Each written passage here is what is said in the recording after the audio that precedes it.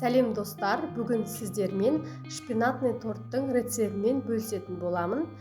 Бізге қажетті заттар: шпинат, жұмыртқаның ағы мен сарысын бөліп аламыз, құмшекер, сұйық май, разрыхлитель, ұн қажет болады.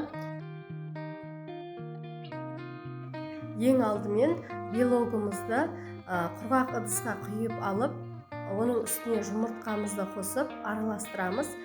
Біздің ыдысымыз міндетті түрде құрғақ болуы қажет, және жұмыртқаның ағына сарысы да қосылып кетпеуі қажет. Ондай жағдайда жұмыртқамыз көтерілмей, көпірмей қалады. Сол үшін ыдысымызда құрғақ, майсыз, тап-таза күйіндегі ыдысқа салып араластыруымыз қажет.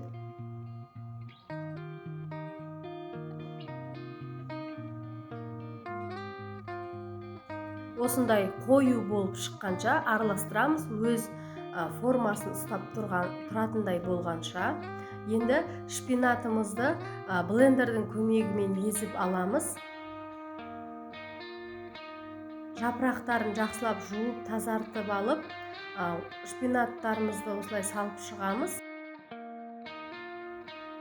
Шпинатымыздың үстіне сұйық майымызды құйып аламыз дағыны. Блендердің көмегімен араластырамыз.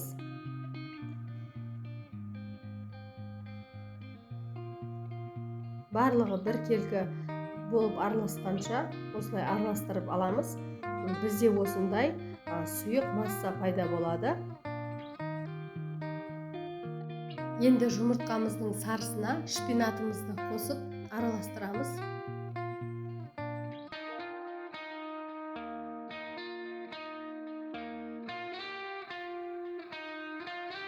Енді белогымызға жұмыртқаның сарысы мен шпинатымызды қосып араластырамыз. Оның үстіне разрыхлителімізді салып араластырамыз. Оның үстіне бөліп ұнымызды салып, лопатканың көмегімен жоғарыдан төмен қарай осылай араластырып аламыз. Міндетті түрде лопаткамен араластыруымыз қажет, себебі жұмыртқамыздың көтерілгені түсіп кетеді миксермен араластырсақ. Қамыры осылай болып шығады, жасыл түсте, өзінің табиғи түсі, ешқандай бояусыз. Енді 180 градус пеште 20-25 минутқа пісіріп аламыз. Піскенін шпажканың көмегімен тексереміз. Шпажкамыз құрғақ болып шығу қажет. Енді кремімізді дайындап аламыз. Ол үшін сливки, творожный сыр және сахарная пудра барлығын біркелкі етіп араластырып аламыз. Миксердің көмегімен 5 минуттай араластырамыз. Ешқандай түйіршіксіз, барлығы біркелкі болып шығу қажет.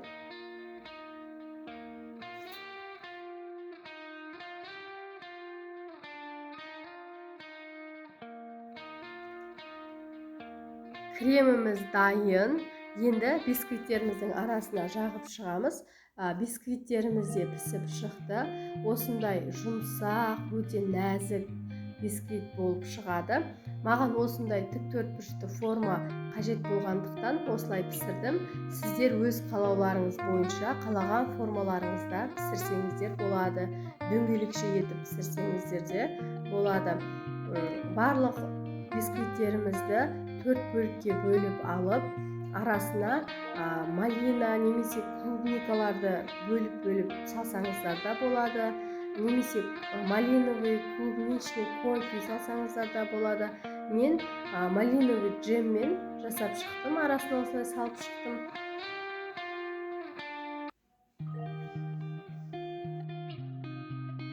Дайын болған тортымызды холодильникке 5-6 сағатқа пропиткаға қоямыз.